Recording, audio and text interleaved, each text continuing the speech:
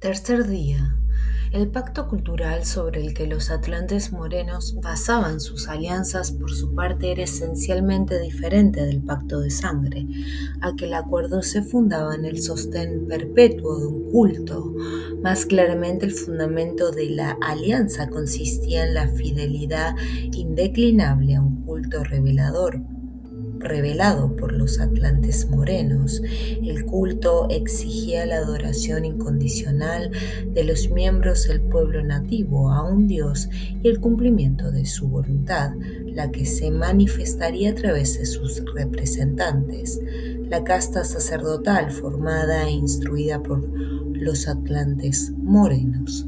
No debe interpretarse con esto que los atlantes morenos iniciaban a los pueblos nativos en el culto de su propio Dios, pues ellos afirmaban ser la expresión terrestre de Dios, que era el Dios creador del universo. Ellos eran consubstanciales con Dios y tenían un alto propósito que cumplir sobre la tierra, además de destruir la obra de los atlantes blancos. Su propia misión consistía en levantar una gran civilización de la cual saldría al final de los tiempos un pueblo elegido de Dios, también consubstancial con este, al cual le sería dado reinar sobre todos los pueblos de la tierra.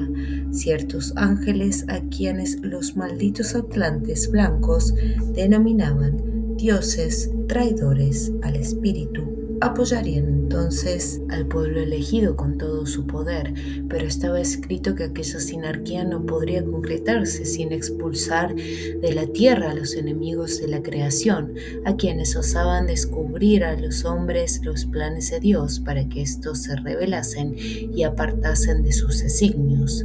Sobrevendría entonces la batalla final entre los hijos de la luz y los hijos de las tinieblas, vale decir, entre quienes adorasen al Dios creador con el corazón y quienes comprendiesen a la serpiente con la mente. Resumiendo, los atlantes morenos, que eran la expresión de Dios, no se proponían a sí mismos como objeto del culto ni exponían a los pueblos nativos su concepción de Dios, la cual se reduciría a una autovisión que el Dios creador experimentaría desde su manifestación en los atlantes morenos. En cambio, revelaban a los pueblos nativos el nombre y el aspecto de algunos dioses celestiales que no eran sino rostros del Dios creador, otras manifestaciones de él en el cielo, los astros del firmamento y todo cuerpo celeste visible o invisible expresaban estos dioses. Según la particular psicología de cada pueblo nativo, sería pues el Dios revelado a unos, los más primitivos, se les mostraría a Dios como el Sol, la Luna o un planeta o una estrella o determinada constelación. A otros más evolucionados se les diría que en tal o cual astro residía el Dios de sus cultos. En este caso se les autorizaba a representar al Dios mediante un fetiche o ídolo que simbolizase su rostro oculto, aquel con el cual los sacerdotes lo percibían en su residencia astral. Sea como fuere, que Dios fuese un astro, que existiese tras un astro, que se manifestase en el mundo circundante, en la creación entera, en los atlantes morenos o en cualquier otra casta sacerdotal, el materialismo de semejante concepción es evidente. A poco que se profundice en ello, se hará patente la materia, puesta siempre como extremo real de la creación de Dios, cuando no como la substancia misma de Dios, constituyendo la referencia natural de los dioses, el soporte esencial de la existencia divina. Es indudable que los atlantes morenos adoraban a las potencias de la materia, pues todo lo sagrado para ellos, aquello, por ejemplo, que señalaban a los pueblos nativos en el culto, se fundaba en la materia. En efecto, la santidad que se obtenía por la práctica sacerdotal procedía de una inexorable santificación del cuerpo y de los cuerpos, y el poder consecuente demostrativo de la superioridad sacerdotal consistía en el dominio de las fuerzas de la naturaleza o en última instancia de toda fuerza. Mas las fuerzas no eran sino manifestaciones de los dioses. Las fuerzas emergían de la materia o se dirigían a ella, y su formalización era equivalente a su deificación. Esto es, el viento, el fuego, el trueno, la luz, no podían ser sino dioses o la voluntad de dioses. El dominio de las fuerzas era así una comunión con los dioses, y por eso la más alta santidad sacerdotal, la que se demostraba por el dominio del alma, fuese ésta concebida como cuerpo o como fuerza, significaba también la más abyecta sumisión a las potencias de la materia. El movimiento de los astros denotaba el acto de los dioses. Los planes divinos se desarrollaban con tales movimientos en los que cada ritmo, periodo o siglo tenían un significado decisivo para la vida humana. Por lo tanto, los atlantes morenos divinizaban el tiempo bajo la forma de los ciclos astrales o naturales y transmitían a los pueblos nativos la creencia en las eras o grandes años. Durante un gran año se concretaba una parte del plan que los dioses habían trazado para el hombre, su destino terrestre. El último gran año, que duraría unos 26.000 años solares, habría comenzado miles de años antes, cuando el cisne del cielo se aproximó a la tierra y los hombres de la Atlántida vieron descender al dios Sanat. Venía para ser el rey del mundo enviado por el dios Sol, Ton, el padre de los hombres, aquel que es hijo del dios perro, Sin. Los atlantes morenos glorificaban el momento en que Sanat llegó a la tierra y difundían entre los pueblos nativos el símbolo del cisne, como señal de aquel recuerdo primigenio. De allí que el símbolo del cisne y luego el de toda ave palmípeda fuese considerado universalmente como la evidencia de que un pueblo nativo determinado había concertado el pacto cultural, vale decir, que aunque el dios al que rendían culto a los pueblos nativos fuese diferente, Veleno, Lug, Bran, Proteo, etc., la identificación común con el símbolo del cisne delataba la institución del pacto cultural. Posteriormente, tras la partida de los atlantes, el pleito entre los pueblos nativos se simbolizaría como una lucha entre el cisne y la serpiente, pues el conflicto era entre los partidarios del símbolo del cisne y los que comprendían al símbolo de la serpiente. Por supuesto, el significado de esa alegoría solo fue conocido por los iniciados. El dios Sanat se instaló en el trono de los antiguos reyes del mundo, existente desde millones de años antes en el palacio Korn de la Isla Blanca Gig, conocida posteriormente en el Tíbet como Shan Shambhala o de Jung. Allí disponía para gobernar del concurso de incontables almas, pues la Isla Blanca estaba en la tierra de los muertos. Sin embargo, a la Isla Blanca solo llegaban las almas de los sacerdotes, de aquellos que en todas las épocas habían adorado al Dios creador. El Rey del mundo presidía una fraternidad blanca o hermandad blanca, integrada por los más santos sacerdotes vivos o muertos y apoyada en su accionar sobre la humanidad con el poder de esos misteriosos ángeles, serafín, nefilim, que los atlantes blancos calificaban de dioses traidores al espíritu del hombre.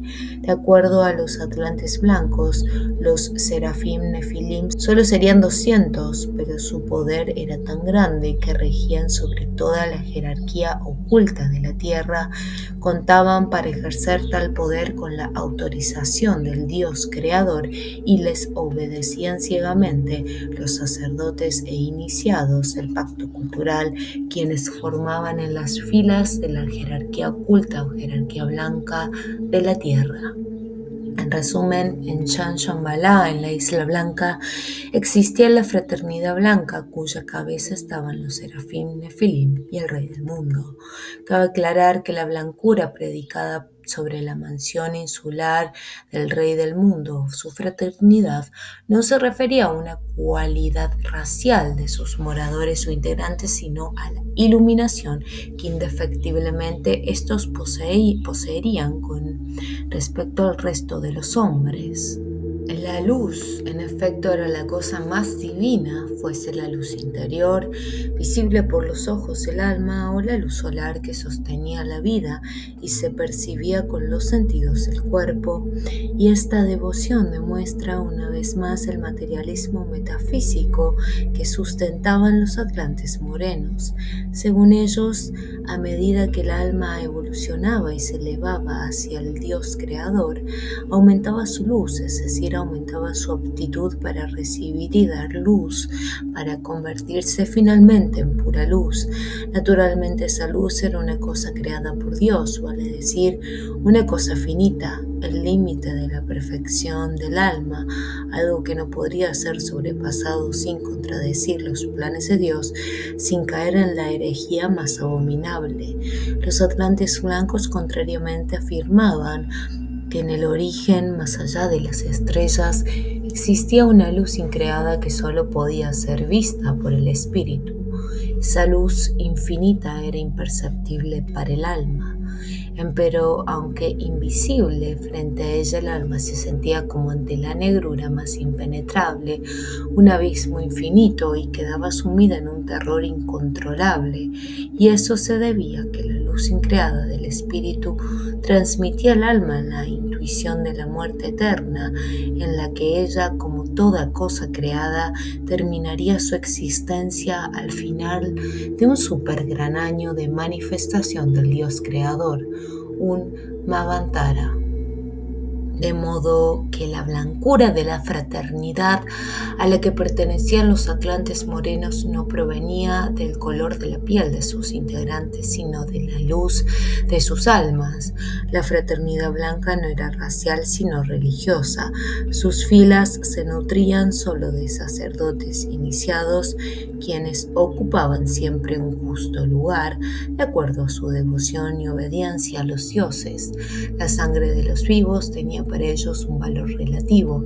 Si con su pureza se mantenía cohesionado al pueblo nativo aliado, entonces habría que conservarla, mas si la protección del culto requería del mestizaje con otro pueblo, podría degradarse sin problemas.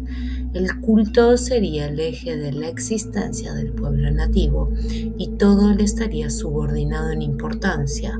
Todo, al fin, debía ser sacrificado por el culto. En primer lugar, la sangre pura de los pueblos aliados a los atlantes blancos era parte de la misión, una obligación del pacto cultural.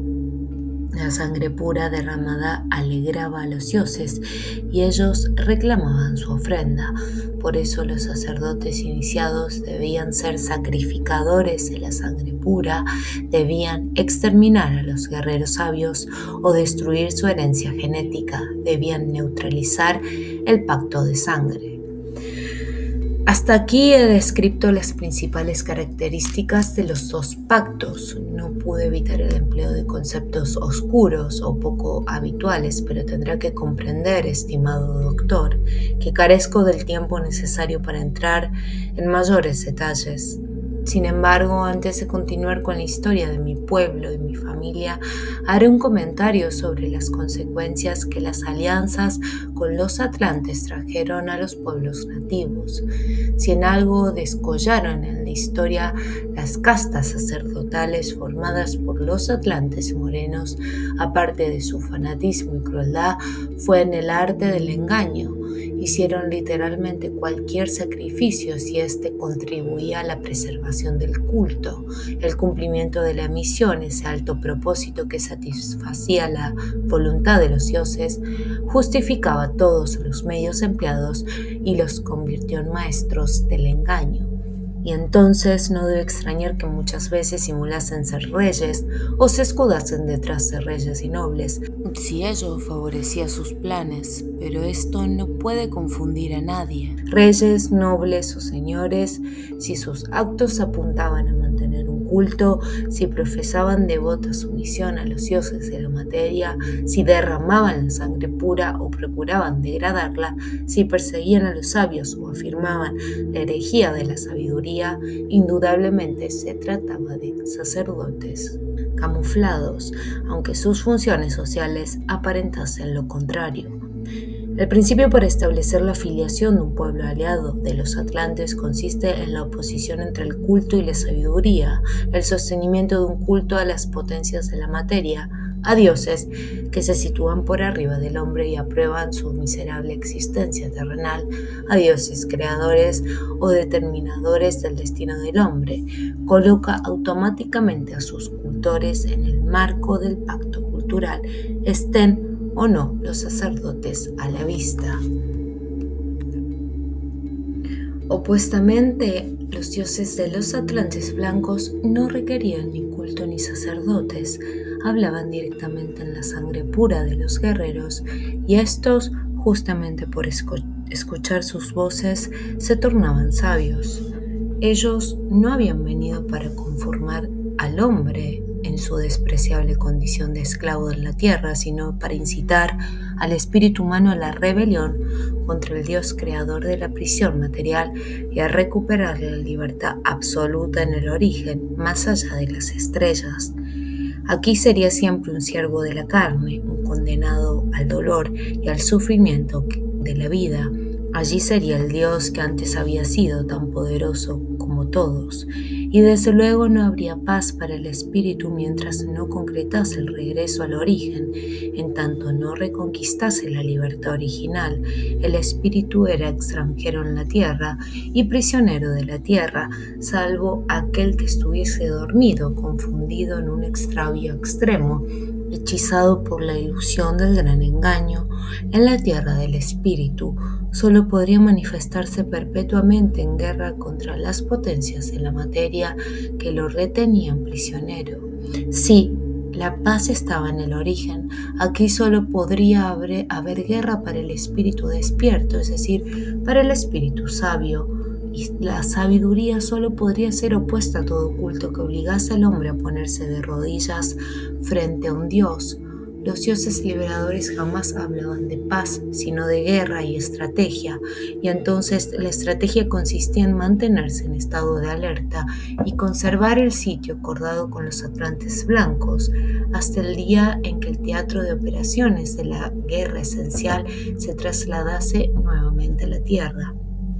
Y esto no era la paz, sino la preparación para la guerra, pero cumplir con la misión, con el pacto de sangre y mantener al pueblo en estado de alerta exigía cierta técnica, un modo de vida especial que les permitiese vivir como extranjeros en la tierra.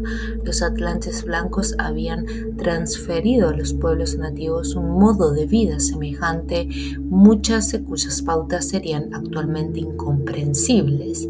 Empero trataré de exponer los principios más evidentes en que se basaba para conseguir los objetivos propuestos. Sencillamente se trataba de tres conceptos: el principio de la ocupación, el principio del cerco y el principio de la muralla, tres conceptos complementados por aquel legado de la sabiduría atlante que eran la agricultura y la ganadería. En primer lugar, los pueblos aliados de los atlantes blancos no deberían olvidar nunca el principio de la ocupación del territorio y tendrían que prescindir definitivamente del principio de la propiedad de la tierra, sustentado por los partidarios de los atlantes morenos. Con otras palabras, la tierra habitada era tierra ocupada, no tierra propia. ¿Ocupada a quién? Al enemigo o a las potencias de la materia.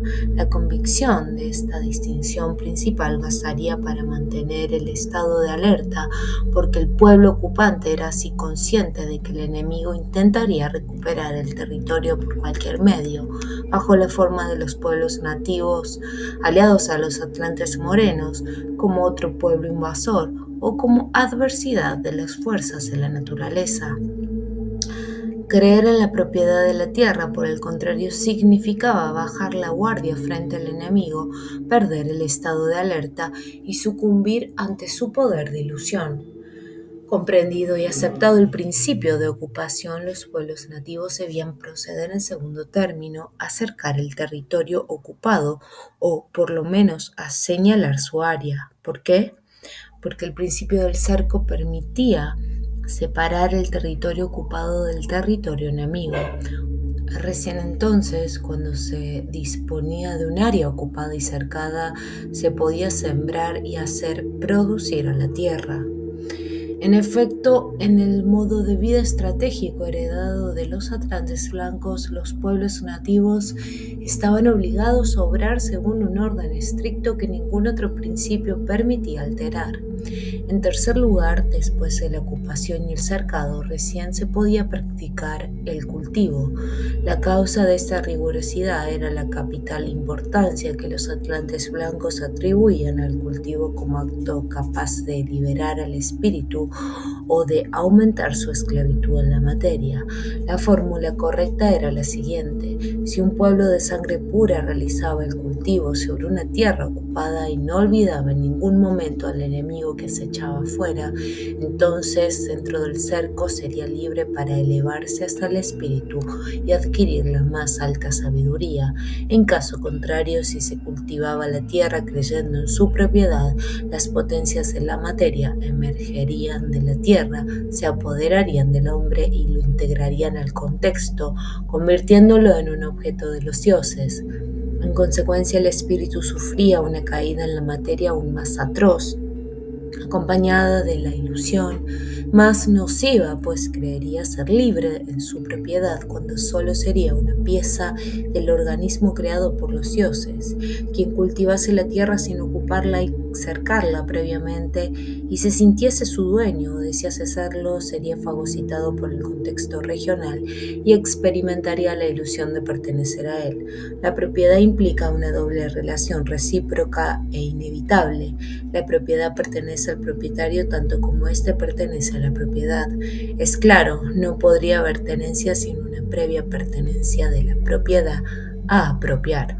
Mas el que se sintiese pertenecer a la tierra quedaría desguarnecido frente al poder de ilusión del enemigo. No se comportaría como extranjero en la tierra, como el hombre espiritual que cultiva en el cerco estratégico, pues se arraigaría y amaría a la tierra, creería en la paz y anhelaría esa ilusión, se sentiría parte de la naturaleza y aceptaría que el todo es obra de los dioses, se empequeñecería en su lar y se asombraría de la grandeza de la creación que lo rodea por todas partes. No concebiría jamás una salida de la creación, antes bien tal idea lo sumiría en un terror sin nombre, pues en ella intuiría una herejía abominable, una insubordinación a la voluntad del Creador que podría acarrearle castigos imprevisibles. Se sometería al destino a la voluntad de los dioses que lo deciden y les rendiría culto para ganar su favor o para aplacar sus iras. Sería ablandado por el miedo y no tendría fuerzas, no ya para oponerse a los dioses, ni siquiera para luchar contra la parte animal y anímica de sí mismo, sino tampoco para que el espíritu la dominase y se transformase en el señor de sí mismo.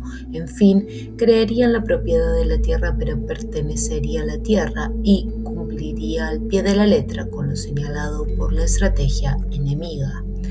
El principio de la muralla era la aplicación fáctica del principio del cerco, su proyección real. De acuerdo con la sabiduría lítica de los atlantes blancos, existían muchos mundos en los que el espíritu estaba prisionero y en cada uno de ellos el principio de la muralla exigía diferente concreción.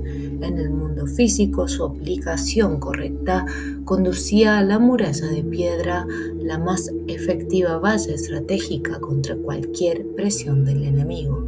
Por eso los pueblos nativos que iban a cumplir la misión y participaban del pacto de sangre eran instruidos por los atlantes blancos en la construcción de murallas de piedra como ingrediente fundamental de su modo de vida.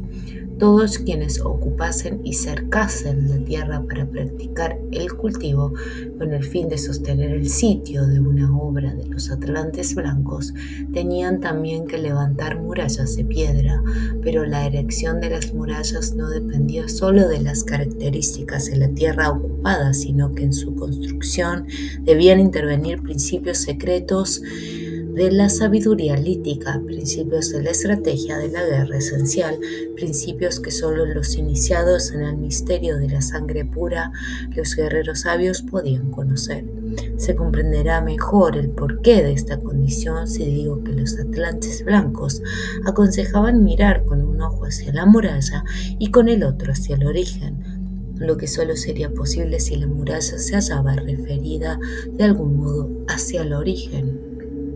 El principio para establecer la filiación de un pueblo aliado de los atlantes consiste en la oposición entre el culto y la sabiduría, mas ¿cuáles son los indicios fácticos, las pruebas concretas, es decir, aquello que es más evidente para determinar si se trata de culto o sabiduría? En todo caso, hay que observar si existe el templo o la muralla de guerra, porque la práctica de un culto está indisolublemente asociada a la existencia de un templo correspondiente. El templo es el fundamento fáctico del culto, su extremo material, y porque la práctica de la sabiduría está indisolublemente asociada a la existencia de una muralla estratégica, la muralla de guerra es el fundamento fáctico del modo de vida estratégico, su asiento material. Este principio implica el hecho de que la fraternidad blanca haya sostenido en la tierra en todos los tiempos históricos a comunidades y órdenes secretas especializadas en la construcción de templos, las que colaborarían estrechamente con los sacerdotes del pacto cultural, y explica también el hecho de que los señores de Agartha sostengan a través de la historia a las órdenes de constructores de murallas de piedra, órdenes integradas exclusivamente por los descendientes blancos de los atlantes blancos, quienes dominan la sabiduría lítica y la estrategia de la guerra esencial.